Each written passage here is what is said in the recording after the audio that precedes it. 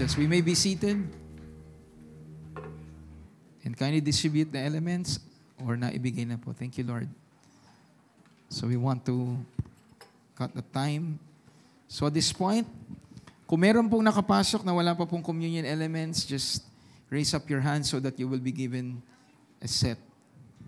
Meron po ba na wala pong elements? O lahat po ay meron na. So right now, at this point, may I request also those that are sick and you need prayer, I would like you to stand up before we partake of the bread. So sa lugar pong ito, kung meron pong may sakit na nangangailangan po ng prayer, I would like to ask you to stand up right now. Okay? So anyone po is sick, stand up now as we partake of the elements of communion.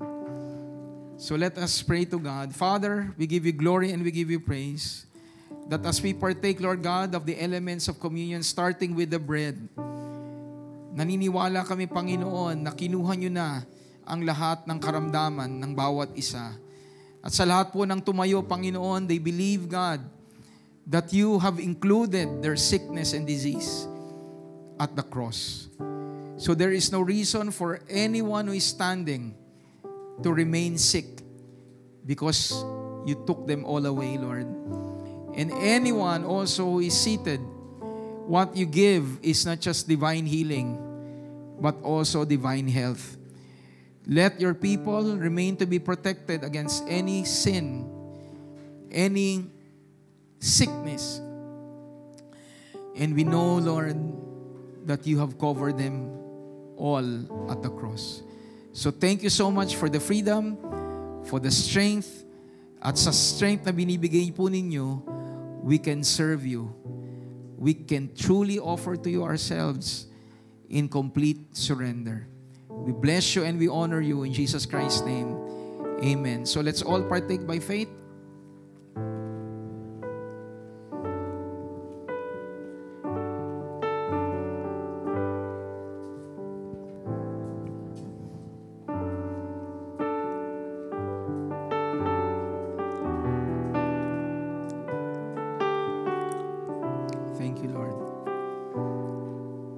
Sa lahat po ng tumayo, you can now sit down, believing that as you sit down, God has granted you the healing that you need. Rest, mamahinga sa biyaya ng Panginoon. And right now, as we partake from the cup, let us be reminded na ang dugo lamang ng Panginoong Jesucristo ang naglinis sa ating mga kasalanan. It is not by our good works. It is by the blood of Christ only. So thank you so much na hindi nyo lamang po kinuha ang aming mga sakit. Higit sa lahat, kinuha po ninyo ang lahat ng aming mga kasalanan. You have fully paid our sins and all the things that are connected with sin. Thank you, Jesus, that you have given us the gift of righteousness. That through that gift, Lord, we can choose to serve you. We can choose, Lord God, to live a life that pleases you, not by our strength, but by your strength in us. Salamat, Lord, for redeeming us completely from the sin and the penalty of sin. We just bring back to you all glory and all praises in Jesus Christ's name. Amen. Let's all partake by faith. Thank you, Lord. Can we say to ourselves, I am righteous, I have been declared sanctified, holy before the Lord, in Jesus Christ's name. Amen. Okay, so dwell in that, believe that, and rest in that. You have been declared righteous, sanctified, and holy because of Jesus Christ. Amen po. So can we just give the Lord a clap offering of praise? Hallelujah. So magandang araw po sa bawat isa. Pwede po bang pakibati ang inyo pong katabi ng isa pong magandang umaga? Hallelujah. So good morning po to everyone. And for those who are joining us also via Rock, welcome po to Rainy Life, where you may find home, find rest, and find life. And it's all because of Jesus Christ. Hallelujah. So tayo po ay dumako na po sa salita po ng Diyos. Are you ready to hear the Word of God? Amen. So tayo po ay nasa ikaapat po na linggo na po ng buwang ito. And we are in the conclusion of the message entitled, The Feet of Our Suffering Servant Defeated Shame. Yung achievement ng Panginoon, yung walang kapantay na kanyang naging sakripisyo. Hallelujah, ang siyang dahilan para natin magapi po ang kahihiyan sa ating mga buhay. Amen po? And the reason why there is shame is because previously there was an issue of sin. Kasalanan, ang bunga niyan ay kahihiyan. And of course, marami po. No, but primary is shame. So let us go to the text that we have been reading for the past couple of Sundays. Therefore, we also, since we are surrounded by so great a cloud of witnesses, let us lay aside every weight and the sin which so easily ensnares us, and let us run with endurance the race that is set before us, looking unto Jesus, the author and finisher of our faith, who for the joy that was set before him endured the cross, despising the shame, and has sat down at the right hand of the throne of God. Let us just pray. Father, we give you glory and we give you praise as we cover your word today, Lord. I pray, God, na bawat isa sa amin ay maging bukas ang isip. Maunawaan namin, Panginoon, ang mensahe po ninyo sa araw na ito. At lahat kami ay lilisan, Panginoon, na malaya, tunay nga po, sa kasalanan at maging sa epekto nito sa aming mga buhay. Thank you, Lord, that you love us, God, and there is no one really that can stand greater than you. And even, Panginoon, pumantay sa'yo. So let your children understand it, God. And may our hearts, Lord God, be filled with your love, that we will truly respond, not just to receive information, but by your word, we will be transformed. We bring back to you all glory and all praises in Jesus Christ's name. Amen and amen. So before we continue, dun po sa verse 1, no, sabi po dyan, therefore we also, since we are surrounded by so great a cloud of witnesses. So this speaks about, when you read Hebrews chapter 11, meron po doong nakalista, no, na iba't iba pong pangalan sa lumang tipan, na lahat sila po ay nanampalataya at naranasan nila yung partikular na pangako ng Panginoon sa kanilang mga buhay. So there is enough basis now for us to believe because meron pong tayong pinaguhugutan. Yung mga tao sa lumang tipan na nanampalataya sa ipinangako ng Panginoon at naranasan po nila ito. The only promise that they did not experience during the time that they were still living is the fulfillment of the coming of Jesus Christ. Okay, dahil po hindi po nangyari sa panahon nila. Nangyari po ito, okay, noong pong panahon, no? After 430 years from the book of Malachi, doon po isinilang ang Panginoong Jesucristo. At sa atin namang panahon, alam natin na dumating siya dahil meron pong naisulat. Meron pong mga nagpatotoo, di ba, sa kanyang unang pagparito. So given that we have examples who live in faith and they experience the blessings of God over their lives, tayo ngayon ay inaasahan na magpatuloy. Dahil meron pong precedent sa atin. Malinaw po ba yun? And more than the people, verse 2 says, Christ Himself is the author and finisher of our faith, who for the joy that was set before Him. So maging ang Panginoong Jesucristo ay meron po siyang hinarap na buhay. At siya po ay nagtagumpay doon. Amen po. Okay? So pakisabi nga sa iyong katabi, sa biyaya ng Panginoon, makapagpapatuloy din tayo dahil sa Panginoong Jesucristo. So the key really is to focus your eyes on Jesus. And if there is one message that I would like you to really embrace sa buwang ito is that you can defeat sin and shame. How? Through the feet of Jesus Christ. Yung kanyang naging sakripisyo, yung achievement niya, ay ang dahilan para tayo mananalo laban sa kasalanan at kahihiyan. Can I hear an amen? Hallelujah. Alam niyo po, one thing true about the Bible, it is not like any other reading material. Kapo na i-share ko po sa SSS na pag nagbasa ka ng dyaryo, ang makukuha lang po ninyo yung info. Di ba? Pag merong ibinalita, di ba? Kahit pa maganda pa yung nangyaring balita, ang makukuha mo lang yun, information. Pero ang Biblia, pag iyong binasa at iyong sinamahan ng pananampalataya, kung ano yung inilahad patungkol sa Diyos na naranasan nung binasa mo, pwede mong maranasan. That's the power of the Bible. That's the power of the Word of God.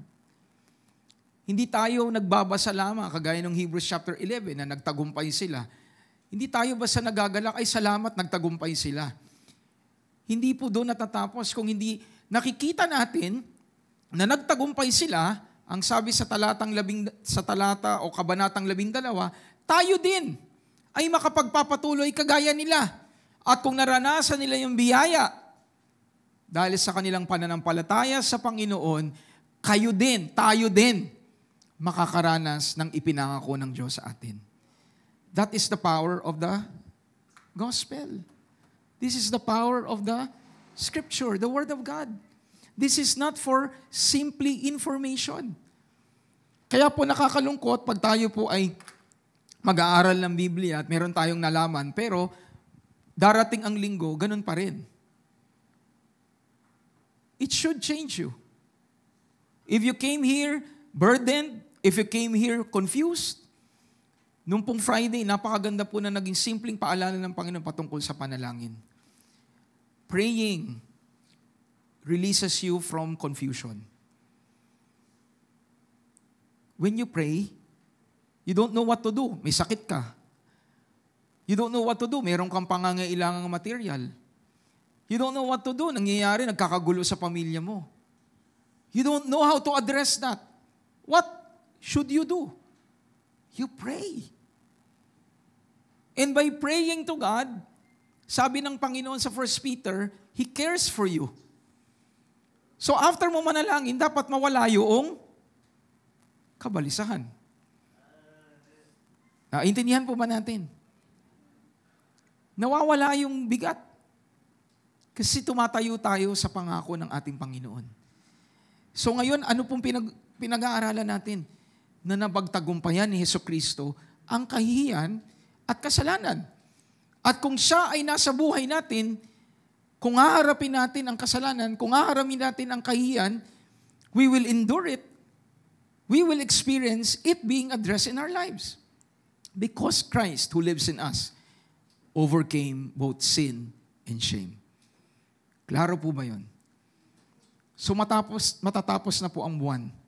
Ang prayer ko ay nagre-rema sa puso natin at isip natin ang atin pong pinag-aaralan. At kung hindi pa natin nakuha, just like any subject in school, kung gusto mong pumasa, ano gagawin natin? Babalikan mo para pag-aralan. Para makapasa ka. And I tell you, yung pinag-uusapan natin ay hindi lang pagpasa sa school. Buhay ang ating pinag-uusapan. So when you open your heart, diba, to the Word of God, at alam mo, nag-spend ka ng 40 minutes, nag-spend ka ng 1 hour, diba, nakikinig ka. And yet, paglabas mo, ganun pa din, what do? Balikan mo muli. Because hindi mo sasayangin ang isang oras. Diba? Hindi natin hahayaan na lumipas ang isang oras na walang nagbago sa atin. Can we give the Lord a clap offering of praise? So what did Jesus do? He defeated sin and shame. And 4 things. Na-cover na natin yung 3. He faced it.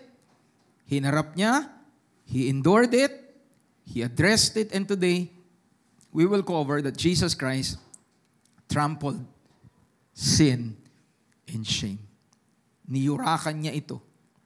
Tinapak-tapakan niya. Inupuan niya dahil nanalo na siya. And I tell you, when something is trampled, wala na pong kapangyarihan yung bumangon muli. Tama ba? Pag pinunit-punit mo na yan, ninyurakan mo na yan, di ba? Hindi na yan makakabangon. And that should happen to us when it comes to sin and shame. The moment that you face it in Christ, the moment that you know that Christ endured it for you, the moment that you know na yan ay inaddress na, sinusyonan na ni Lord para sa atin, then you can now walk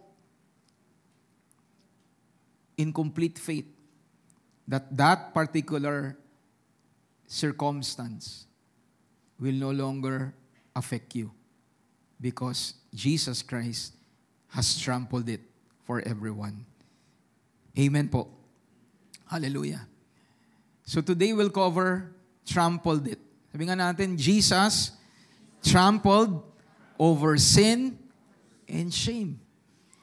Paano tayo nakatitiyak dun? Sabi po sa binasa natin, Christ despised the shame of the cross, and where He is now? Where is He now? He sat down at the right hand of the throne of God. Okay, sa Tagalog po, siya, tiniis niya ang paghihirap sa krus at hindi niya ito ikinaya dahil iniisip niya ang kaligayahang nag-iintay sa kanya. At ngayon nga ay nakaupo na siya sa kanan ng trono ng Diyos. He sat at the throne. And what does that mean? It means that Jesus won over sin and shame. Hindi siya papanik sa langit kung hindi po niya na-accomplish ang bayad sa atin po mga kasalanan at kahihiyan na resulta nito. Amen po. Nandiyan pa po ba tayo? Hallelujah. I need your cooperation. Sabi mo sa katabi mo, Pastor Mel, needs your cooperation. Diba? Kasi pag tahimik lang tayo, parang ibig sabihin, hindi natin nakukuha. Pag di natin nakukuha, magtatagal tayo. Kanina umaga, may himala po. 9:45, tapos na kami. Palakpakan naman natin si Lord. So ngayon, kung gusto po ninyong matapos tayo maaga, mag-respond po kayo. So instead of the greatest shame brought by the greatest suffering, overcoming Jesus Christ, He trampled it completely, bringing liberty to us. Yung kanyang pagkaupo sa trono ng Diyos at the right hand of God. The right hand in the scripture represents a place of authority, a place of righteousness. Kaya nga po, right at the right hand of God. Di ba? Alam natin pag sinabing kanang kamay yan, ibig sabihin, yung taong yon ay merong karapatan na i-exercise yung kapangyarihan ng may-ari. Tama ba? Diba? Kanang kamay yan. Ibig sabihin, that is a person of authority. So ang Panginoong Jesucristo, sabi ng Scripture, He is now seated at the right hand of God. At bago siya umupo doon, binabanggit po doon na hinarap niya ang cross. He even despised the shame at the cross. And at the cross, He overcame sin. The greatest suffering resulted to the greatest shame. Tama ba? Normally, ang laki ng kasalanan nag-e-equate sa laki ng kahihiyan. Pag maliit lang yung iyong kasalanan, although ang konsensya or even ang kaaway at times, pinapalaki kahit na maliit. Tama ba? May tendency ang tao na maliit pero pinapalaki. Ikaw mismo. Lalo na kung ikaw ay perfectionist. Di ba? Meron ka lang hindi nagawa, parang di ka na matahimik. Pero commonly, yung laki ng kasalanan, ang ugat ng malaking kahihiyan. Amen. Are you still here? So alam natin, pinakamatinding hirap ang dinanas ni Lord. So yun ang pinakamatinding kahihiyan. And He overcame it. Wala na pong lalaki pa sa kahihiyang pinagdaanan ng Panginoon. Pero sino ang nanalo? Si Jesus. So ibig sabihin, Christ is greater than sin, Christ is greater than death, Christ is greater than shame. Because He won over it. At tayo po ang beneficiary ng Kanyang ginawa. Yung kanyang naging sakripisyo, nagresulta ng kalayaan natin. We are now free from guilt and shame. Can I hear an amen? So this should encourage you. This should inspire you, regardless of what you went through. Again, hindi po ito para maliitin ang mali. Kundi ang totoo, ang Diyos ay masigit sa pagkakamali. Because we all know, sin would have consequences. Pero hindi nangangahulugan that you will forever bear the payment of the consequences of sin. Because klaro po sa Bible that Jesus took even the penalty of our sin. Kaya nga po, the moment that you acknowledge your mistake, that is already the start of you receiving the grace of God. Habang nagmamalaki ka, habang nagmamalaki ako, habang ini-embrace natin ang mali, you are missing out the opportunity to experience the grace of God. Pero the moment that you repent, the moment that you humble yourself, I've often mentioned lately, you cannot go wrong with humility. Ang pagpapakumbaba, lagi tayong dadalhin yan sa tama. Pero ang pagmamalaki, lagi tayong dadalhin yan sa kamalian. So kahit na nagkamali ka, Pastor, ang laki ng kasalanan ko. So what can you do? You come to God and humble yourself. And God will make Himself strong and mighty towards you. Alam niyo po, the moment that you humble yourself, the moment that I humble myself to God, immediately kakampay mo ang Lord. Sabi mo nga sa katabi mo, sa nagpapakumbaba, tiyak, kakampi niya ang Diyos. Palakpakan nga natin ang ating Panginoon. Hallelujah. So, our shame was totally shamed by Jesus Christ. Ang nahiya kay Christ ay yung kahihiyan. Di ba? Lahat na binato ng kaaway. Pinagtulungan siya. Alam niyo, when you're reading the Bible, di ba? Yung mga Sadducees, yung mga Pharisees, hindi po yan nagkakasundo. Dahil ang mga Sadducees, hindi sila naniniwala sa resurrection. Ang Pharisees naniniwala. Pero ano po nangyari? Nagkaisa sila. Nagkaisa. Yung parehas mali, nagkaisa. Para patumbahin ang Panginoon. At kung pag-aaralan natin yung pagdadakip sa Panginoon, sino po ang nagkaisa? Nagkaisa po, di ba, yung mga teachers, officials of the temple, kasama nila yung mga Romano.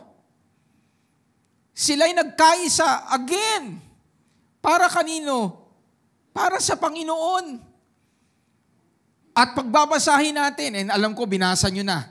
Kasi nasa Luke 22 na tayo, tama ba? Last chapter of Luke. Meron din po nagkaisa doon na dalawa pong may authority na hindi nag-uusap, pero dahil sa Panginoong Jesucristo, naging magkaibigan. Sino yon? Si Herodes at si Pontius Pilate. After po no, naging best friend. Nagkaroon talaga ng unity. Diba? Yung dalawang magkaaway, nag-unity para sa Panginoong Jesucristo. Think about what happened to Christ. All forces of evil nagkaisa para patayin ang Panginoong Jesucristo. All hell broke loose just so Christ would suffer and die. Yes, namatay nga siya. Pero on the third day, He rose again from the dead. So who won? It's not sin. It's not shame. It's not death. But Jesus Christ won it all for you and me. Can we give the Lord a clap offering of praise? At nasa ng Panginoon, He sat down. The word sat down is katitso. Katitso, which is to make, to sit down, to set, to appoint, and to stay. nung panganahon ang Panginoong Jesucristo ay bumalik sa langit, nakaupo pa po ba ang Panginoon ngayon sa langit? Hanggang ngayon ba? Amen. Kasi the moment that He went back to heaven and assumed the authority, He remained to be in authority. Kaya nga tayo, pag lumalabas, nagsishare ng gospel, bakit tayo nananampalataya? Pag nagsisi yung tao, patatawarin sila ni Lord. Kasi effective pa rin hanggang ngayon ang ginawa ng Panginoong Jesucristo. Tama ba ako? Kagaya po ngayon, bakit pa ako magtuturo ng Bible kung hindi ako nananampalatayang kung papaniwalaan niyo ito, mag-a-apply sa atin. Mangyayari lang sa atin information, nagsasayang lang tayo ng oras. Pero dahil alam natin ang salita ng Diyos ay totoo, at ito ay Kanyang binayaran sa mga taong mananampalataya sa Kanyang salita at sa Kanyang ginawa, mararanasan nila ang benepisyo ng Kanyang naging sakripisyo. Until today, the power of what Christ has done remains to benefit everyone. We are certain that Christ, since He remains enthroned, all the benefits of His victory is still effective today. At anong tinatalakay natin? Freedom from sin, freedom from shame. Binayaran niya dati, effective hanggang ngayon. Palakpakan nga natin ang ating Panginoon. So again, let Christ, what Christ did, encourage you. Napapalakas ka ba? Na-encourage ka ba? Again, ang pinag-uusapan natin ay hindi po balitang ordinaryo. Ang pinag-uusapan natin ay ang katotohanan. When you believe it, you will experience the joy and the freedom over sin and shame. Last week, tinalakay natin yung portion ng naging pagkakamali po ni Pedro. Naalala niyo po ba? Sino po yung nandito last week? Di ba, we covered two individuals. The first was Judas. Sadly, he was remorseful sa kanyang ginawa, pero nagpakamatay siya. He ended his life. Pero Peter, nagkamali siya, pero he continued living. And what happened? Di ba binalikan siya ni Lord?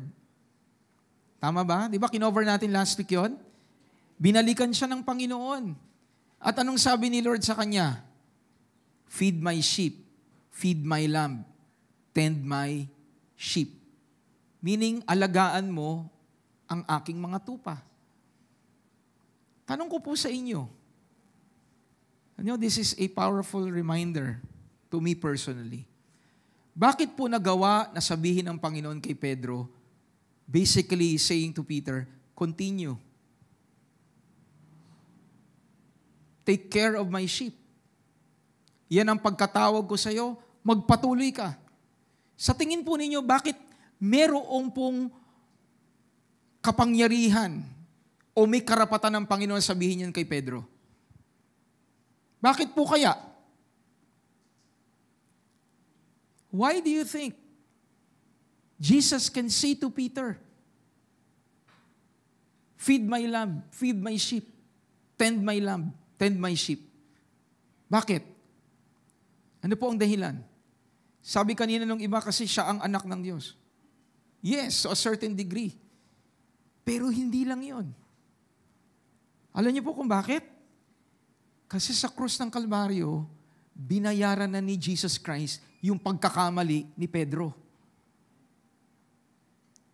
At the cross, binayaran niya na yun. Are you listening? Bayad na yun. Kaya ang sabi ni Lord, total bayad na yan, magpatuloy ka. Hello, are you still here? Kaya niya nagawang sabihin kay Pedro, you can continue to serve me. You can continue to say yes to me because I already paid for your mistake.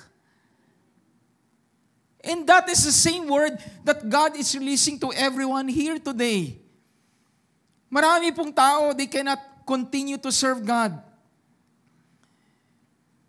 They went back to their old life. Lalo na po yung meron po mga matitinding nagawang pagkakamali. If you really do not know what Christ did for you, yung pong backslide, talaga pong mangyayari yan. Pero yung mga taong kumikilala kung gaano makapangyarihan ang ginawa ni Jesucristo, nagkamali ka nga kahit matindi pa yan, kasama yan sa binayaran ng Panginoon sa krus ng Kalbaryo. And you can continue to move forward. And just like what I've mentioned last week, the more that you move forward, the sin and the shame become so little. The more you come closer to God, the more you come closer to Jesus, the more you will benefit the blessing of being free from guilt and shame. Dahil mas malapit na ang Panginoon kesa sa iyong pagkakamali. At alam mong binayaran nyo ng ating Panginoon. Palakpakan nga natin ang ating Diyos.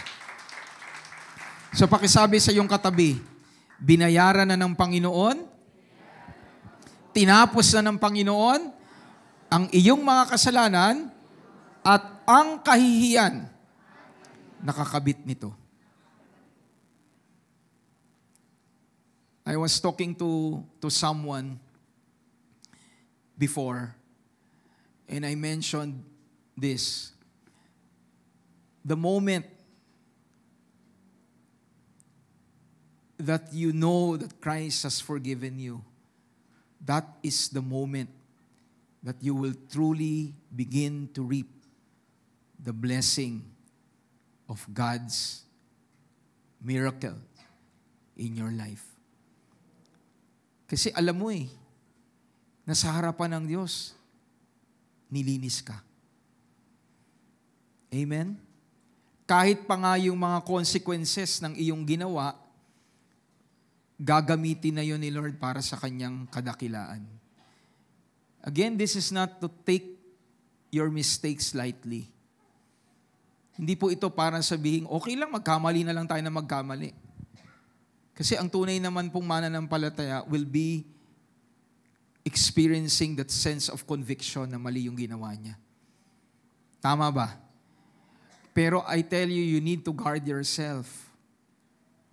You need to guard yourself. I need to guard myself. Because the truth is, no amount of sin, no amount of the consequences of sin are greater than the work of Jesus Christ. His work is so much greater. And everyone says, Amen. Can we give the Lord a clap offering of praise? Sa Hebrews chapter 10, every priest stands ministering daily and offering repeatedly the same sacrifices. Paulit-ulit yung kanilang paghahandog, hindi nagbabago. Pero despite na paulit-ulit ang kanilang ginagawang paghahandog, ano po ang sabi ng Biblia? They can never take away sins. Handog na gandog, pumapatay ng hayop. Hindi naman nakakapaglinis. Ang tanong, bakit ginawa pa yon? Kasi para po makontain ang kasalanan. Para merong reminder ang tao na siya'y nagkasala. Pag may namatay, ibig sabihin may kasalanan. Because, sabi po ng Biblia, the wages of sin is death. So pag nagkasala sa lumang tipan, kailangan merong mamatay. At ang grasya ng Panginoon, hindi yung tao ang mamamatay, kung hindi yung hayop, magiging kapalit niya. Nandyan pa po ba kayo? Pero ano pong sabi ng Biblia, kahit na merong kapalit na hayop, hindi talaga nawawala ang kasalanan. So much disappointment. Hindi na uubos. Parang sa mga magulang, di ba, sa mga nanay, lalo na ngayon, bakasyon Di ba, bakasyon? Kahuhugas mo lang ng lababo sa lababo, ng pinaghugasan mo, o ng marumi, after 1 hour, pagbalik mo, meron na naman. Di ba? So maghuhugas ka na naman. Hindi na natapos. Ganyan po nangyari sa lumang tipan. Paulit-ulit na handog. Pero what happened eventually? But this man, sino yung man dyan? Jesus Christ. But this Jesus Christ, and by the way, man, capital M, because He is God who became man.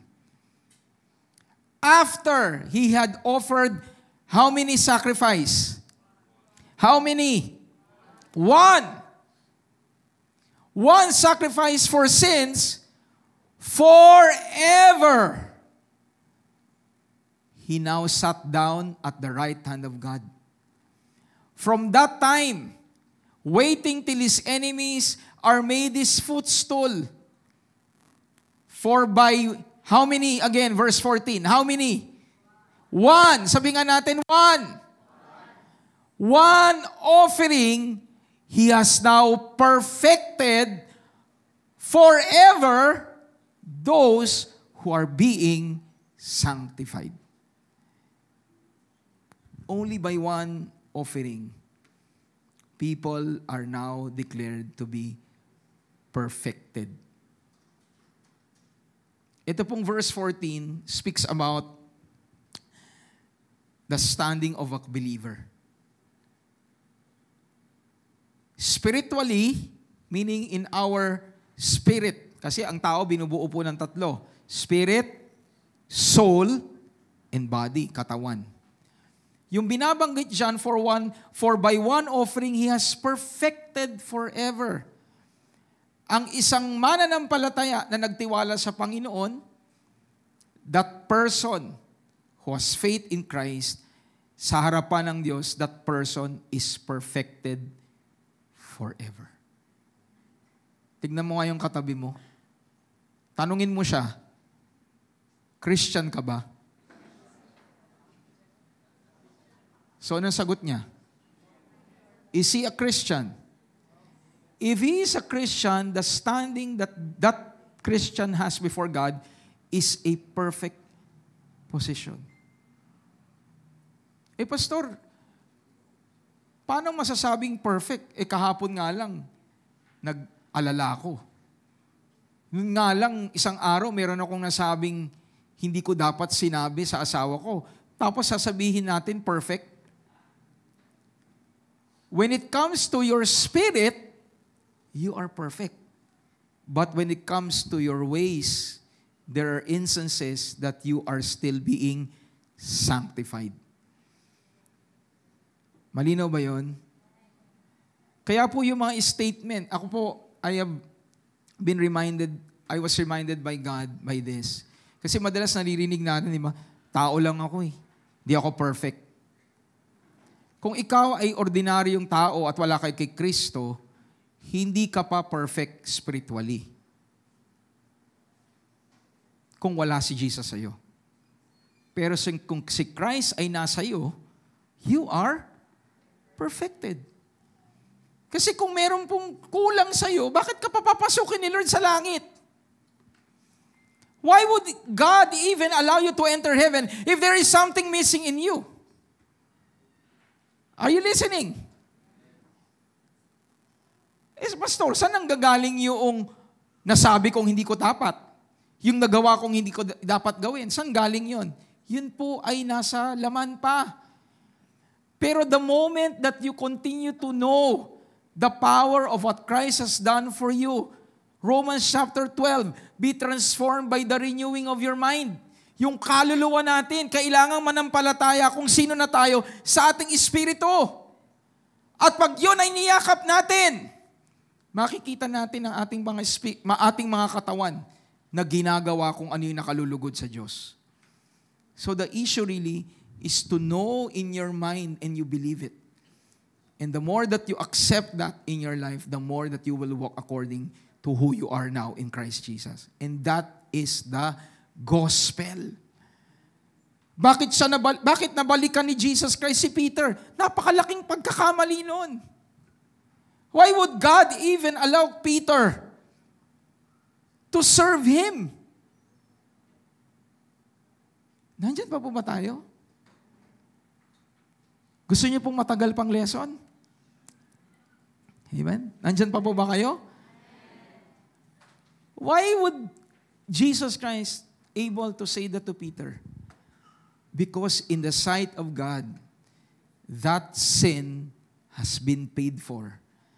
At kung yon ay binayaran ng Panginoon, di wala na pong dahilan para po si Peter ay manatili pa sa guilt and condemnation.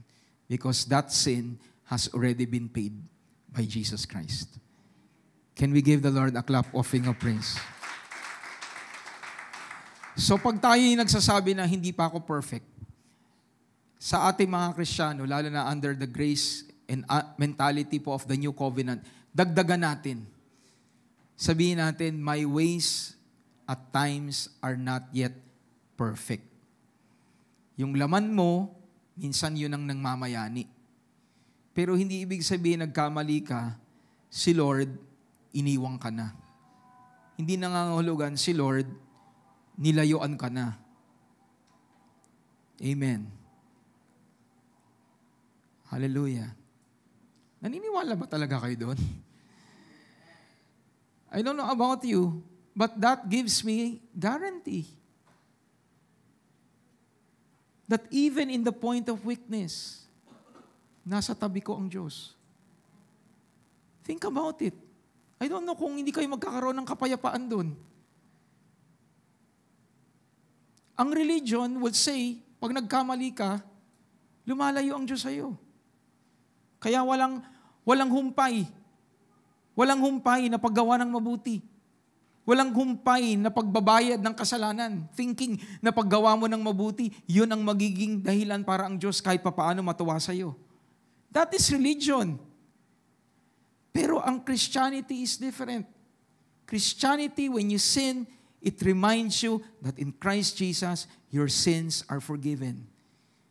And when you acknowledge that mistake before God, you will experience the grace of God in the midst of your mistakes. Kung tutuusin, pwedeng sabihin ni Lord kay Peter, sige, pwede kang maging alagad ko, pero hindi ka na pwedeng ikaw yung leader ng group. Kasi matindi yung ginawa mo eh. Ikaw na yung pang number 12. I-demote kita. Ganun po ba nangyari kay Peter? On the day of Pentecost, sino po nagsalita? Sino nagsalita on the day of Pentecost? Si Peter. He was the one who boldly proclaimed in behalf of the 120. Hindi po siya dinimote. Ang totoo, prinomote pa nga siya ni Lord. He was the one who spoke in behalf of the 120 and told all of those that were listening, this is not what you think. We are not drunk. Hindi kami mga lasing. This is what was prophesied by the prophet Joel, that in the last days I will pour out my spirit upon all flesh. Your sons and your daughters will prophesy. Your old men will dream dreams. Your young men will see visions. Church, the power of the work of Christ has perfected you forever. Can we give the Lord a clap offering of praise? Bilisan na po natin. So those who are alive in Christ Jesus are living proofs of His victory over sin and shame. Naghahanap ka ng patunay na nagtagumpay si Kristo laban sa kasalanan at kahihiyan? Tumingin ka sa salamin. Tumingin ako sa salamin. Ako ay matibay na patunay na nagtagumpay si Kristo laban sa kasalanan at sa kahihiyan. Hallelujah. Salamat po sa kagalakan na nararamdaman ko po talaga sa inyo ngayong hapong ito. You are so inspired by the message. Hallelujah. Praise God. You and I are living proofs that Christ became victorious. Alalahanin mo yung buhay mo. Alalahanin mo yung mga naging pagkakamali mo. Dati. Pero nasan ka ngayon? Di ba binago ka? Maaaring meron ka parang nagagawang hindi ayon sa kalooban ng Panginoon, pero I firmly believe if you're continuing in your faith, yung mga pagkakamaling yan, nabawasan na compared before. At kung magkamali ka man, hindi ka natutuwa. You feel convicted. Amen ba? Bakit po? Kasi buhay si Kristo sa iyo. Kaya problema po mga kapatid yung nagpapatuloy sa kasalanan. There is a big question in their life if they are really saved. Because ang tunay na mananampalataya, when they make a mistake, they acknowledge the work of Jesus and they turn their backs on sin. At sa Proverbs 28, I was so blessed by that reminder. Whoever conceals sin will never prosper. But whoever confesses and turn his or her back from that mistake, they will experience mercy. You and I are living proofs that Jesus won over sin and shame. Palakpakan nga natin ang ating Panginoon. So at this point, we will be having our break by giving to God. At ngayon po ay fourth Sunday. At pag sumasapit po ang fourth Sunday, it is a reminder to us of you sowing seed sa pastoral ministry and be part of what God has been doing in the ministry of the pastor. Sabi po ng Panginoon, if you give even a cup of water sa servant ng Panginoon, you will receive a reward. Tubig lang yun, may kapalit na gantimpala. So when you have that heart to support, diba? And you have the heart to plant seed into the life of a minister, the Lord will be the one to multiply the seeds that you sow. More than the amount, more than anything, it is your desire to sow something into the land, into the field. And God will be the one to bless you. So let us pray. Father, we give you glory and we give you praise as we plant our seeds sa pastoral ministry. We are confident, God, that you will be the one to multiply seed sown. Lord, mabuti po kayo and you will never forget anything that we do out of love. For your word says that if we continue to sow seeds and not be weary in doing good, in the proper time, we will reap a harvest if we do not give up. So bless your children today as we sow seeds in the pastor's pastoral ministry. In Jesus Christ's name, amen and amen. So let us give to the Lord with a cheerful heart. And as we are giving, thank you po ate, makinig po tayo dahil meron pong mahalagang announcement. So ang atin pong mahalagang announcement starting May. Okay, next week po ay May na. Tama ba? Okay. Every first Sunday of the month, we will have a change in schedule sa atin pong linggo. We will only have one celebration every first Sunday of the month. Okay, so wala pong 8 o'clock, wala pong 10 o'clock. Meron lang isa at yun po ay 9 a.m. So ikinukombine po natin yung pong gawain ng alas 8 at alas 10 sa iisang gawain alas 9. Bakit po? We want the servants, the SMVPs, to have at least one Sunday that the load is really light. Kasi po yung mga servants po, they are the ones na lumalabas din. Sila din po yung nangangaral sa kalye, pumupunta sa ibang lugar. At sila din po yung naglilingkod paglinggo. Diba? So kailangan po sa grasya ni Lord, we extend opportunities for them to rest. Kaya po starting next month, for Sunday, isa lang ang gawain. Wala ding vibe. Okay? Hindi din po yun ang family lunch. Kasi pag doon din natin gagawin, mangyayari, gigising din kayo na maaga.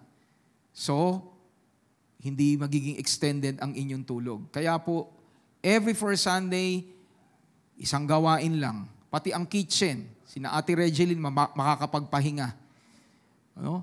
So lahat tayo, for Sunday, pupunta tayo 9 o'clock at uuwi tayo by the grace of God around 11:30. Kasi po, extended praise and worship din yon. Malinaw po ba sa atin? Okay? So next week, anong oras po? 9 o'clock. At opportunity din po ito para naman magkakilala yung umaate ng 8 sa umaate ng 10. Okay? And after po noon, if you want to go out with your family, go out. If you want to spend time with your, meron kayong gustong kausapin, di ba, dito sa church na lumabas kayo, magkakaibigan kayo, then go ahead, use it. Okay? So yan po ay instruction, I believe, coming kay God so that we can have the time to rest. Can we give the Lord a clap offering of praise? And of course, yun din po ipaalala sa bawat isa, kailangan po ng iglesia ng mas marami pa pong manggagawa. Masyado na pong tight ang atin pong resources, lalong-lalo na sa tao. So if you are not serving, this is the time for you to respond and serve together with us. Dahil hindi po natin alam kung kailan po babalik si Lord. We only have the opportunity while Christ has not returned or your breath is still available. Dalawa lang naman yan eh. Bumalik si Lord or pumanaw na tayo. At yung dalawang yun, walang nakakaalam. Tama po ba? Alam po ba natin kung kailan tayo papanaw? Diba? Minsan nga, I heard a preacher, sabi niya, may mga mas bata, sa harapan ng Panginoon, 2 taon na lang pala. Pero may mga edad, 5 taon pa pala ilalagi. So sino ang yun ang talaga mas mahaba ang buhay? Yung kabataan o yung may edad? Yung may edad, kasi meron pa siyang 5 years eh. Pero yung kabataan, 2 years na lang. Walang nakakaalam nun. Kaya mga kapatid, habang tayo gumagawa ng paraan para ma-extend, di ba, yung capacity ng ating mga servants, nawa po ay ipanalangin natin at magsabi tayo kay Lord, Lord, gamitin niyo din ako. And everyone shouts, Amen. Can we give the Lord a clap offering of praise? Hallelujah. So let's now go to the second part. Okay, para po matapos tayo by 12. Hebrews 11:9-13, binanggit natin to last week, pero I would like to emphasize the power of what Christ has done. For if the blood of bulls and goats and the sprinkling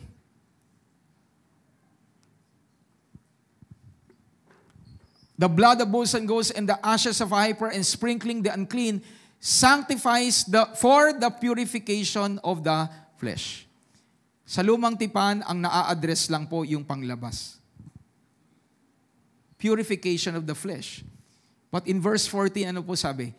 How much more?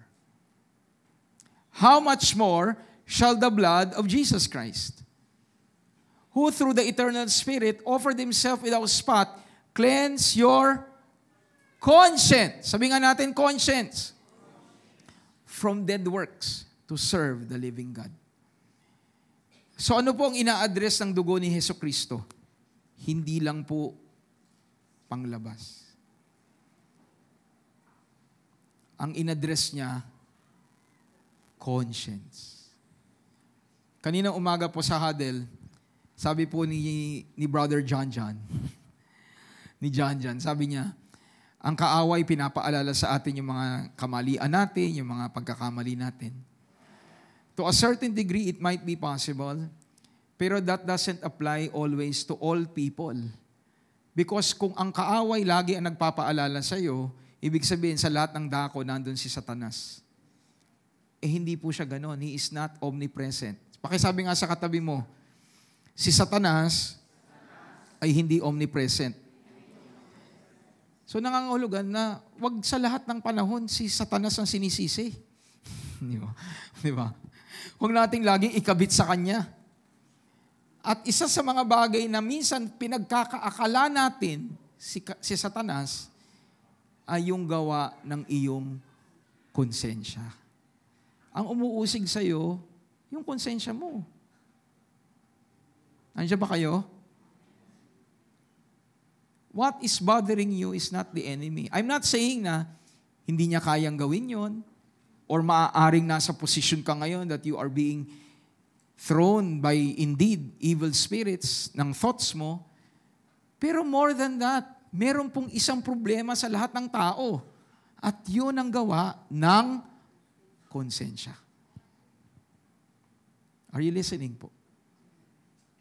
At madalas, marami din po mga Kristiyano, pinag-aakala na yung konsensya ang Holy Spirit. Ang konsensya po ay hindi ang Holy Spirit. Ang konsensya, normally, kinukondem ka niyan. Yan ang pangkaraniwang ginagawa ng konsensya. Tama ba? Pag may ginawa kang mali, wala kang peace. Yung konsensya mo yun. Pero ang Holy Spirit, ano gagawin niya? Anak, nagkamali ka. Pero sa kabila ng pagkakamali mo, alalahanin mo, pinatawad ka na. Yun ang work ng Holy Spirit. Pero ang problem sa maraming Kristiyano, the conscience continues to bother you. At anong solusyon? The blood of Jesus Christ. That the blood of Jesus Christ cleanses you. At ang description dyan, how much more? Sabi nga natin, how much more? Sige, pakisigaw po, how much more? What Christ did is how much more? It's more than what was happening in the Old Testament. Sa Old Testament, anong sabi? Pinupurify yung flesh. Pag nakasunod sa sistema, sige, pwede kayong lumapit sandali. Pero yung high priest lang, di ba sa Old Testament, ang pwede lang lumapit sa dakong kabanal-banalan, hindi yung buong bansa, isang tao lang, yung high priest. At pag mali pa yung ginawa, tigok yung high priest, hihilahin. Lalo na pag wala nang naririnig na kalembang, hihilahin na yun. Kasi ibig sabihin nun, hindi tama yung pagkakahandog, namatay. Pero the work of Jesus Christ is so much greater. Amen ba? Nagsasama-sama, di ba, mga Kristiyano? Kung ididil tayo ng Panginoon sa ating mga kasalanan, and we are saying, Lord, we worship you in your presence, at meron siya nakita sa iyong pagkakamali, kung nasa Old Testament tayo, wala pong natira rito. Tama ba? Sabi mo sa katabi mo, kung nasa lumang tipan pa tayo, sigurado patay tayo. Hindi lang lamok ang tepok. Di ba? Pati tayo, tepok. And in the first place, tayo pong lahat, di ba? Hindi tayo pwedeng pumasok sa presence ni God. Pero bakit tayo nakakahandog sa Diyos? Bakit tayo nakaka-worship sa Kanya na walang pag-aalala? Bakit? Kasi anong sabi? The blood of Jesus much more cleanses your conscience so that you can now serve the living God. Can we give the Lord a clap offering of praise? Hallelujah! Kaya totoo pong sinira na ni Lord ang kapangyarihan ng kasalanan at kahihiyan. And oftentimes when people are ashamed, they do not want to come to God. Tama ba? Tama ba? Pag alam nilang meron silang ginawang hindi tama kay Lord, tayo ay example. Nung sinabihan ba tayo nung una, mag-church ka naman. Excited ba tayo? Di ba? Ang unang-unang naisip natin, bakit ko kailangan yun? Bakit ko kailangan lumapit kay Lord? At may mga ibang nagsasabing, hindi ko kailangan yan. Kasi, ang dami kong mali. Medyo babawasan ko muna yung kasalanan ko bago ako makalapit kay Lord. Those that are living in sin are not able to freely come to God. Pero yung mga nakaunawa na binayaran na ng Panginoon ng kanilang mga kasalanan, yun ang makakalapit talaga sa Diyos. And we can say yes to God at all times. Because what Christ has done is so much powerful. And everyone says, Amen. Can we give the Lord a clap offering of praise? Let's just define this. Sabi nga natin, how much more? So let's try to define in Greek what is more.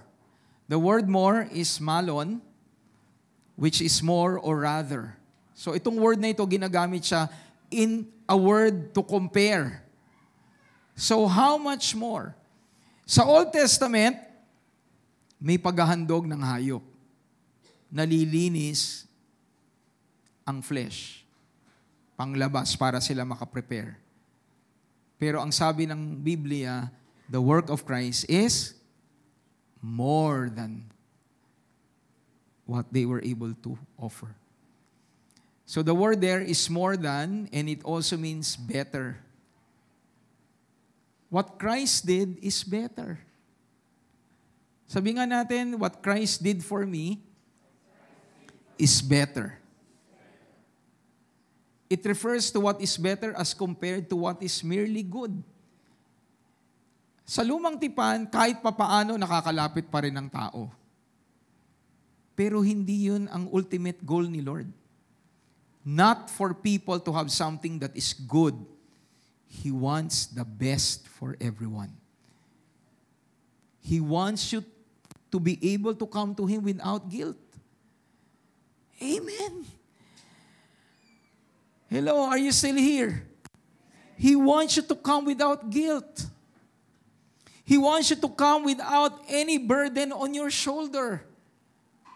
At yun ang inako ng Panginoon para sa iyo. Marami nagsasabi, sana nabubuhay na lang tayo sa lumang tipan. Kasi kung paano kumilos si Lord, very powerful. Di ba? He parted the Red Sea. Sa atin ngayon, hindi. Di ba? Hindi yan ang nararanasan natin. Sila, tumawid sa tubig. Hinati ang tubig sa atin. Ang kailangan natin, magkatubig. Di ba? Madaling araw tayong gumigising para lang magkatubig. So people are saying, sana nasa lumang tipan na lang ako. Kanina po, nagbinigyan po ako ng powerful word ni God regarding po sa bakit niya ginawa yung ginawa niya dati. Lalong-lalo na sa bansang Israel. Why did He do what He did before? Remember, He was starting a nation. He was starting to choose Israel. Tama ba? So He wanted to prove Himself to be different from all the gods. Nais niyang i-convince sila na talagang ako lang ang Diyos at walang iba. Kaya ginawa niya yung mga ginawa niya. Pero pagdating sa paglapit sa Diyos, yung mga Israelita takot na takot. Ang sabi nila kay Moises, ikaw na lang makipag-usap. Kasi pag lumapit kami, mamamatay kami. Sabihin mo na lang kung ano sinabi ni Lord. Sa kontekstong ganon, hindi po mainam na mabuhay sa lumang tipan. Nandyan pa po ba tayo? Ang tunay na mapalad, ikaw at ako. Dahil ang Diyos nakatira na sa iyo.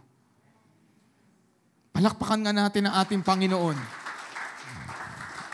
Now, the prophecy regarding Emmanuel, God is with us, is now fulfilled in you and me. Hindi mo man makita ang Red Sea na mag-part. Hindi mo man makita yung mga kagilagilalas na ginawa ng Panginoon at hindi ibig sabihin, hindi kayang ulitin ni Lord yon. May reason siya kung bakit niya hindi ginagawa. Pero more than that, alam ng Panginoon, whatever happens to us, when you are in Christ Jesus, you will experience the glory of God, not for 10 years, not for 300 years, but for eternity, you will be able to witness the majesty and the glory of God. We are indeed blessed to be living under the new covenant. And everyone shouts, Amen.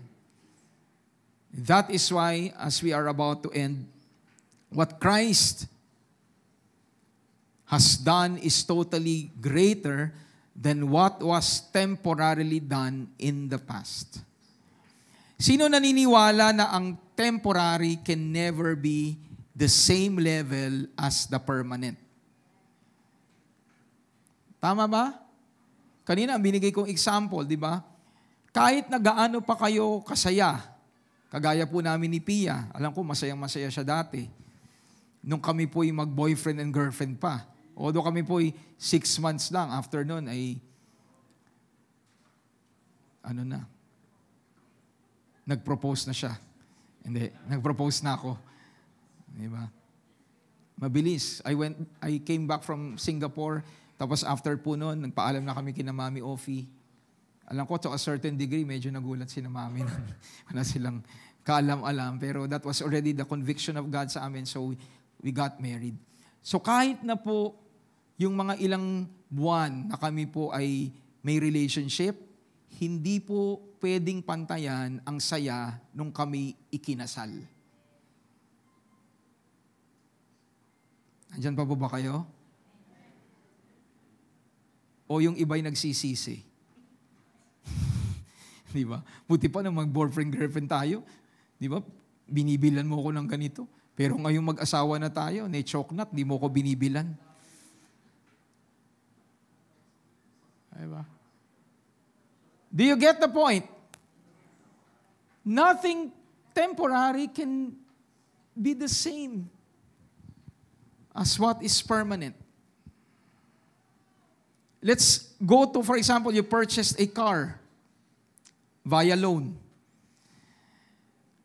Namamaneho mo yun, pero kanino nakapangalan? Sa bangko. Yes, nakadikit yung pangalan mo doon, pero you cannot do anything with it other than use it. You cannot sell it. May limit. Tama ba? Pero those that have experienced paying a car and eventually nabayaran full, ano pakiramdam? Ano pakiramdam? You are so free. And you go to LTO at papatanggal mo na yung BPI doon o Metrobank doon. Ang maniiwan na lang pangalan nino mo. Now it becomes permanent. You now have ownership to it. Mga kapatid, ang ginawa ni Christ ay hindi temporary. Ang ginawa ni Lord sa iyo is far, far greater than what was done in the Old Testament. You have a standing before God that in the midst of failures, si Lord remains to be committed to you. Can we give the Lord a clap offering of praise? Sige po, malakas sa palakpak. That's why, there is therefore now no condemnation. Basahin natin sa Tagalog. Maganda po ito sa Tagalog. Kaya ngayon, hindi na hahatulan ng kaparusahan sino? Ang mga na kay Kristo Jesus. Yung word na hatulan dyan sa English is condemnation. So, hindi na i-condemn. Hindi na hahatulan yung mga na kay Kristo. Hindi na sila paparusahan. Sino dito ang na kay Christ? So, paparusahan pa ba tayo ni Lord? I can't hear you. Paparusahan pa ba tayo ni Lord? Hindi na. Bakit? Bakit po? Na kay Kristo ka. Hallelujah! That's why I mentioned kanina, di ba? In your weakness, in your failure, the moment that you come to God, if you are listening, if you are online, and you have been detaching yourself from God, continuing to live in sin, the best thing that you can do is really to repent. Because the moment that you do so, you are allowing yourself to experience the power of what Christ has done for you. You are no longer going to be punished. Even yung mga consequences ng yung pagkakamali, you will embrace it openly because alam mo na gagamitin yun ng Panginoon para ikaw ay matuto. Gagamitin ng Panginoon yun para ang kanyang pangalan ay madakila sa buhay mo. Palakpakan nga natin ang ating Panginoon. Dahil wala nang parusa sa na kay Kristo. Again, sino dito ang na kay Kristo Jesus? Thank you, Lord. Sapagkat sa pakikipag-isa natin kay Kristo Jesus, pinalaya na tayo sa kapangyarihan ng kasalanan at kamatayan sa pamamagitan ng kapangyarihan ng banal na Espiritu na nagbibigay buhay. We are no longer under the law of sin and death. And in verse 3, ang kautusan. Sabi nga natin, kautusan. Ano ba ang pine-pertain dyan ng kautusan? Ano po ba yung kautusan dyan? That refers to the laws of the old covenant. At standing dyan, high and mighty and tall, are the 10 Commandments. Ang kautusan ay hindi nakakapag-alis ng kapangyarihan ng kasalanan sa ating buhay. Dahil sa kahinaan ng ating makasalanang pagkatao. You see, the law can never rescue you from disobedience. Sabi ng Old Testament, ng law, ano isa sa mga law? Thou shalt not have other gods before me. Thou shalt not use the name of God in vain. Thou shalt not make graven images. Thou shalt keep holy the Sabbath day. O doon na lang tayo. Keep holy the Sabbath day.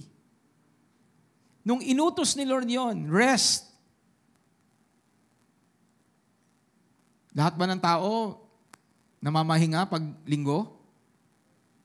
Lahat po ba? Oh.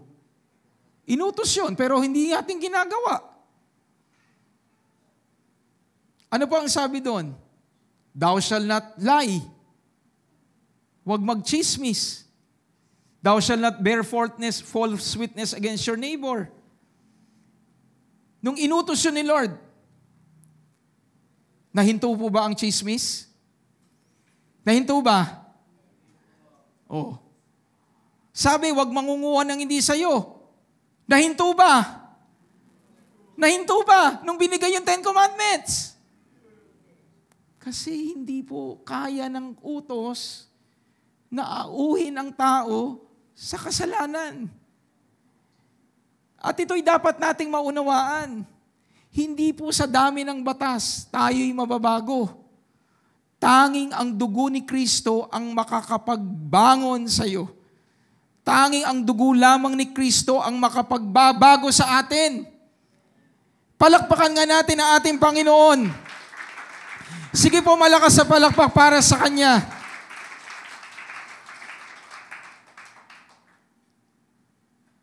Ang Diyos ang nag-alis nito nang isinugo niya ang sarili niyang anak sa anyo ng isang taong makasalanan upang handog para sa ating mga kasalanan.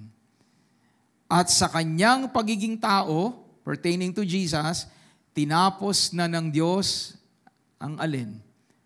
Ang kapangyarihan ng kasalanan. So tanong ko po, may power pa po ba dapat ang sin sa'yo? Meron pa ba dapat? Wala na. Pero bakit nangyayari? Kasi marami po hindi ito alam. At marami mali ang pagkaalam.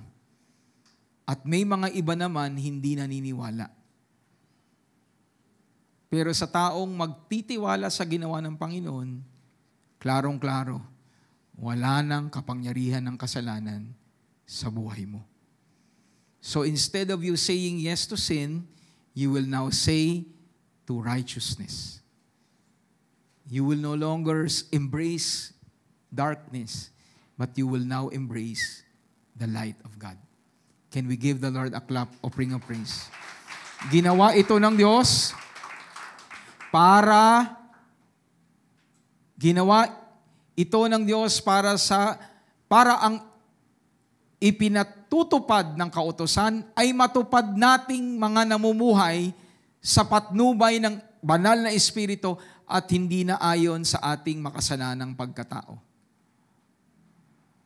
So based on that text, instead of living condemned, those in Christ Jesus are now blessed to be able to walk in the Spirit and not live under sin and death. Bakit ka blessed? Unang-una, you're no longer under the power of sin. You're no longer dead.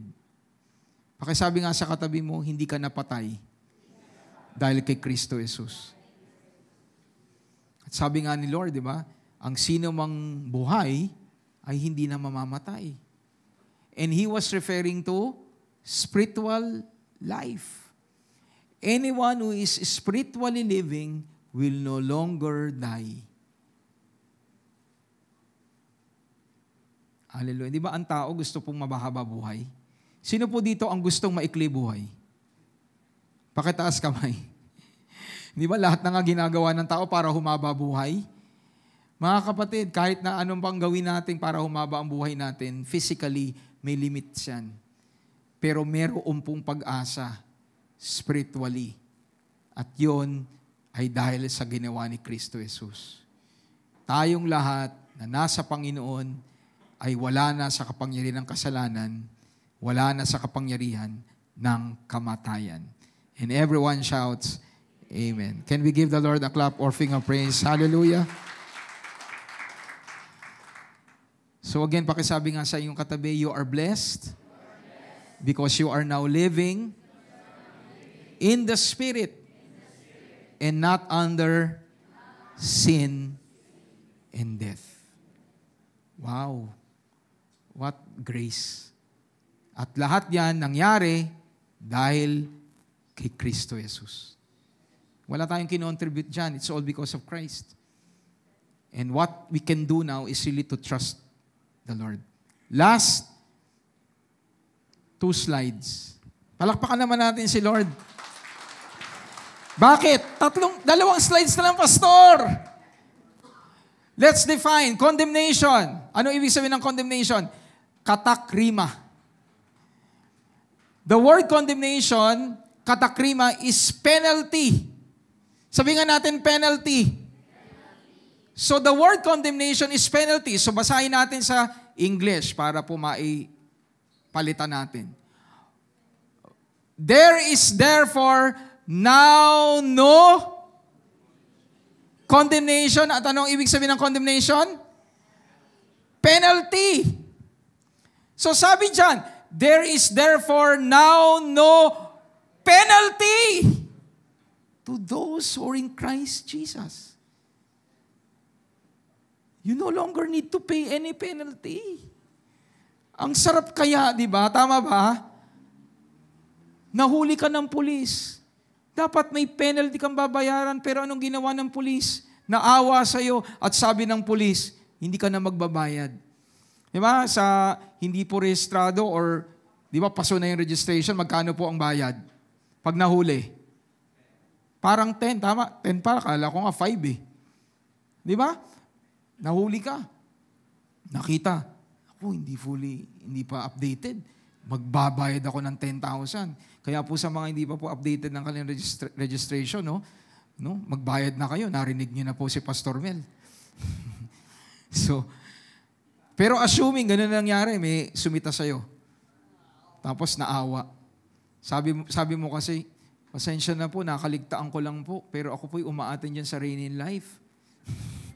Diba? So sabi ng pulis, naka-attend na rin ako dyan. Diba? So sabi ng pulis, sige, palalampasin kita. So sa isip mo, hindi ako magbabayad ng 10,000. Matutuwa ba kayo nun? Sino po matutuwa na hindi magbabayad ng penalty? Mga kapatid, ang pinag-uusapan natin dito ay hindi penalty na pera ang bayad. Ang penalty na dapat nating bayaran ang pangbayad, buhay mo mismo. Pero hindi po yan pinapasingil ni Lord na sa'yo. Amen. Damang-dama ko talaga yung kagalakan nyo ngayong araw na to. Na wala na kayong penalty. Ano pa ang sabi? Katakrima is punishment. So there is now no what? Punishment. Tingnan mo nga yung katabi mo, sabi mo sa kanya, salamat kay Jesus. Wala ka ng parusa. Sino po ang gusto maparusahan? Wala! Mga kapatid, yung ginawa ni Kristo Jesus, wala nang parusa sa'yo. Come on, let's give the Lord a clap offering of praise. And lastly, penal servitude. Penal. Ikukulong. Diba? May parusa na dapat bayaran. Penal servitude. Di ba pag sa isang kaso, lalo na pag crime, di ba? Crime, hindi civil. Lagi po yung merong pong pagkakulong or may babayarang malaking multa. So pag sinabi ng hukom, 10 years, kailangan mo mabuo yun. You should constantly serve that sentence. Tama ba? Tama ba si Pastor Mel? Kailangan mong paglingkuran yung hatol sa'yo. Ano po sabi po ng Bible? There is therefore now no penal servitude for those who are in Christ Jesus. Tanong ko po kanina umaga,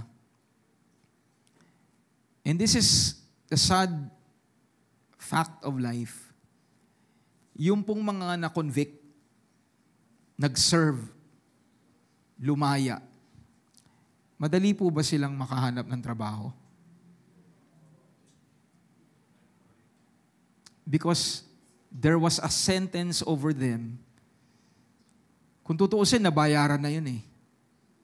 Pero sa kabila na nabayaran na nila yun, society still will not accept them. That is the effect of having a sentence over your life. Mga kapatid, muli, ang pinag-uusapan dito ay hindi po crime against the government, against a person. This is a crime that you committed and I committed against God. Hello, nandyan pa po ba kayo? It's a penalty that you had to pay before God. Pero what did He do? Because of Jesus Christ, He will no longer demand payment from you. Dahil unang-una, alam niya, kulang ang buhay mo para ibayad sa lahat ng kasalanan mo. Dahil in the first place, wala tayong kakayahang magbayad ng utang eh. Dahil may utang tayo kay Lord. Pero meron pong umako. Sino? Si Jesus Christ. And that is why, mga kapatid, last slide, we no longer have a sentence over us. For Christ Jesus, through His shameful death and eventual resurrection, He fully exhausted all sentence over your life. Kaya tayo, hindi na po tayo itatapon sa impyerno. Tayo ay makakasama ng Diyos, magpasawalang hanggan sa piling niya. We are blessed. Christ trampled over sin and shame. Can we give the Lord a clap offering of praise? So we can defeat sin and shame through Christ's feet. He faced it, He endured it, He addressed it, and He trampled it. Magtatapos na po ang buwan ng Abril. Nawa po paglabas natin dito, lahat tayo, kung ikaw ay nasa gitna ng kahihiyan, Meron kang nagawa, lalabas ka dyan mamaya, na pinalaya ng ating Panginoong Jesucristo. And everyone shouts, Amen. Can we give the Lord a clap offering of praise? So my conclusion, have your own conclusion. Alam ko ang message na ito applies to everyone. Tama ba? This applies to us. There will be instances that we will make mistakes. We will fall short of God's glory. Pero Christ has totally redeemed you. So you can now face head on, endure it, hallelujah, address it, and trample it. And God can turn things around in your life. Let's all rise up.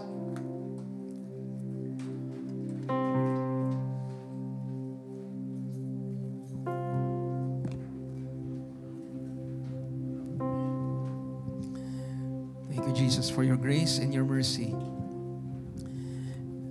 Let us pause for a while and just pray before we sing this song to God. Father, through the Holy Spirit na alam ko pong gumagalaw at kumikilos sa aming paligid, hindi ko man alam, Panginoon, ang kinakarga sa isip at puso ng bawat isang nandito at maging sa mga nakikinig. Pero isa ang alam ko, ikaw ang solusyon sa lahat ng kinakaharap ng bawat isa. And so allow your people to truly surrender themselves to you, Lord. And allow them, Lord God, to see themselves trusting you.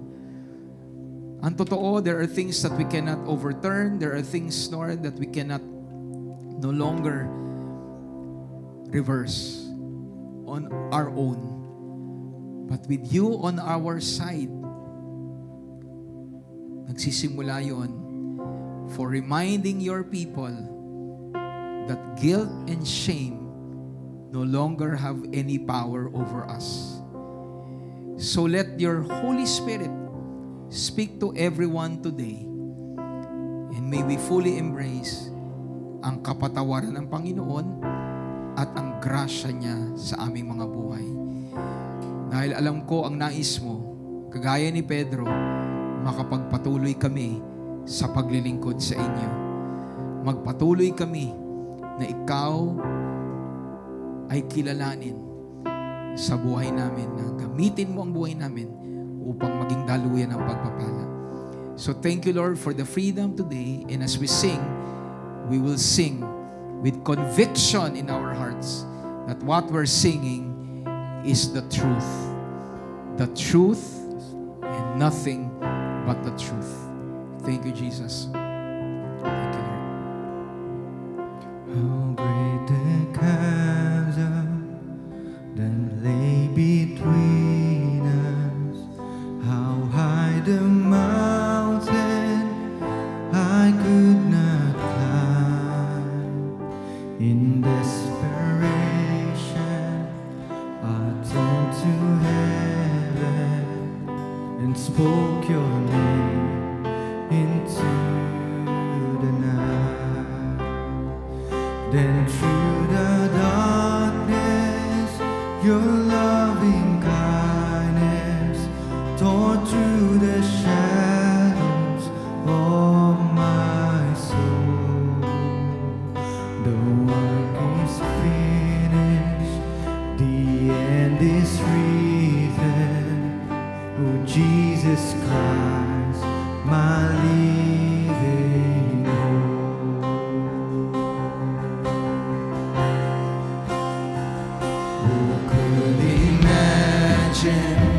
So great a mercy, what heart could fathom such boundless grace?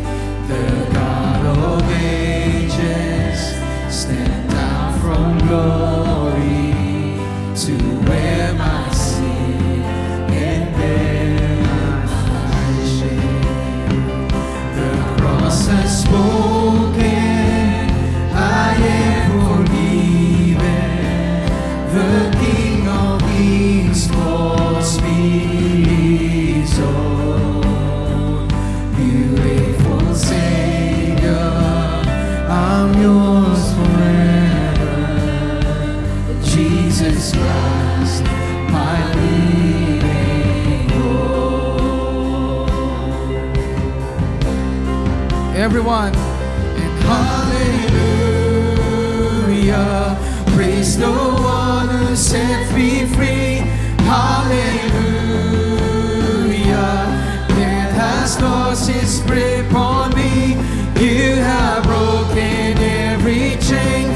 There's salvation in your name, Jesus Christ, my living hope. From the top, let's sing. How great the chasm that lay between us, how high the mountain I could not climb. In desperation, I turn to heaven. turned to heaven and spoke your name unto the night. Then through the darkness, your loving kindness tore through the shadows of my soul. Come on, let's sing this part. The work is finished. The end is The written. end is written. Everyone. Jesus Christ, my living hope. Hallelujah, praise the one who sets me free. Hallelujah, death has lost its grip on me. You have broken every chain. There's salvation in your name, Jesus Christ, my living hope. And hallelujah, praise the one who sets me free. Hallelujah, death has lost its grip on me. You have broken every chain. There's salvation in your name, Jesus Christ, my living hope. Hallelujah. Hallelujah, praise the one who sets me free. Hallelujah, death has lost its grip on me. You have broken every chain. There's salvation in your name, Jesus Christ, my living hope. Hallelujah. Then came the morning Yes, God. that sealed the promise. Your buried body began to breathe. Out of the silence, the roaring lion declared the grave has no claim on me. Then came the morning. Then came the morning that sealed the promise. The promise of God, every all believers. Everybody began to reign. Out of the silence, the roaring lion declared the grave has no claim on me. Jesus, yours is the victory. Come on, everyone. Hallelujah. Hallelujah, praise the one who set me free. Hallelujah, death has lost its grip on me. You have broken every chain.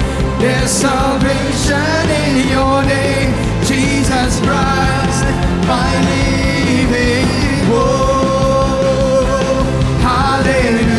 Hallelujah, praise the one who sets me free. Can we all lift up our hands to the Lord? Come on. Come on, do not be ashamed.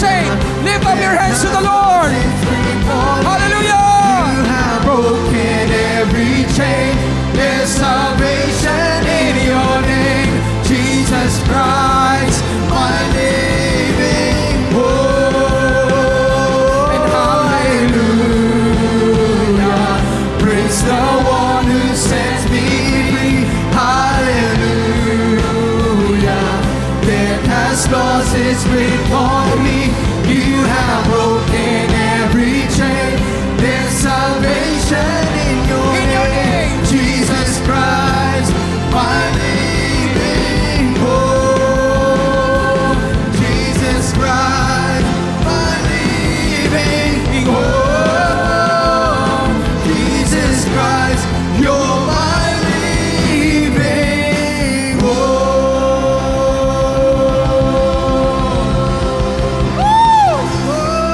Hallelujah! Thank you, Lord Jesus. Indeed, God, we will walk out of this place free from condemnation, free from guilt. Greater is the blood of Jesus Christ that washes all our sins away. Lord, any form of condemnation, any form of mental torture that your people are experiencing now, I pray and invoke the blood of Jesus Christ to wash away all guilt, Lord, all sin. Lord, you want your people to be totally free. You have secured us.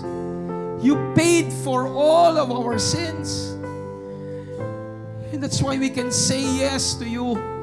Continue in our walk as Christians, embracing the hope that we have in you, Lord Jesus. So I pray, God, can we all lift up our hands to the Lord all over this place? Lord, let the power of the work of Christ be upon everyone in this place. Let not the condemnation brought about by sin remain, but let the power of the truth of what Jesus Christ has done be upon everyone in this place. Let the grace of God be upon you. Let the embrace of God be upon you. And if there is anyone still in this place that you have continued to embrace sin, let this be the day that you will say to Jesus, enough is enough. I want you to be the Lord of my life. I want you. I want the peace that only you can give.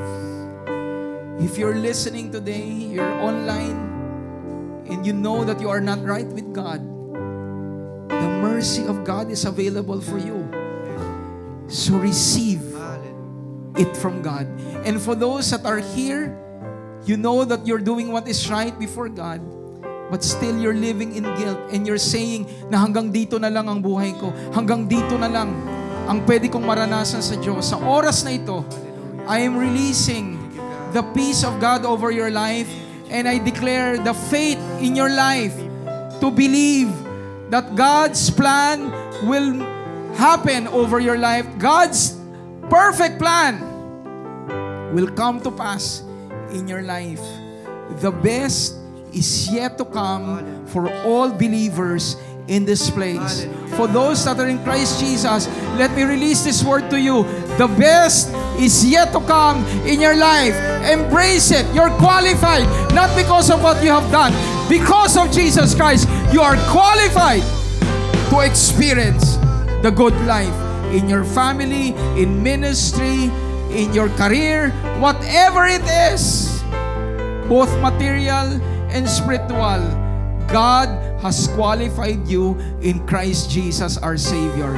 So thank you, Lord, for the favor, for the multiplication of your grace over your life. At salamat, Panginoon, that we can move forward. We can move on. And today we thank you for the breakthrough that you have given to us. We declare that, Lord, in Jesus Christ's name. Amen and amen. For the last time, let's all lift up our voices to the Lord. Jesus Hallelujah! My living hope, and hallelujah, praise the one who set me free. Hallelujah, Yes, Lord. death has lost its grip on me, for you have broken every chain. There's salvation in your name, Jesus Christ, my living hope. And hallelujah, praise the one who set me free. Hallelujah, death has lost its grip on me. I've broken every chain. There's salvation in your name, Jesus Christ, my living hope. Jesus Christ, my living hope. Jesus Christ, you're my living hope. Once again, the best love offering of praise to Jesus Christ.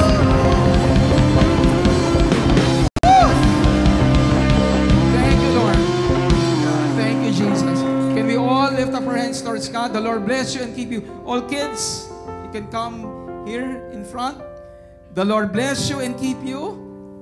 The Lord make His face to shine upon you and be gracious to you. The Lord lift up His countenance, His smiling face, and give you shalom, peace. I declare the grace of the Lord Jesus Christ, the agape, the unconditional love of our Father, the fellowship, the communion of the Holy Spirit to be upon you, upon your family, biological and spiritual family. At kasama kayo mga bata dyan, you're part of the spiritual family of God. Hallelujah. As we all proclaim the gospel of our Lord Jesus Christ to people around us, to cities in Metro Manila, in the Philippines, and even to the nations, proclaiming that Jesus Christ is coming back very soon. In the name of the Father, and of the Son, and of the Holy Spirit, and everyone shouts, Amen and Amen. God bless you. Hallelujah. Pakisabi nga sa inyong katabi, we are part of God's family kingdom. We are highly favored, greatly blessed, deeply loved, all because of our King, Jesus Christ in us. Amen and Amen. So thank you so much for joining. For those who connected with us via Rock, remember, reign in life through Jesus Christ.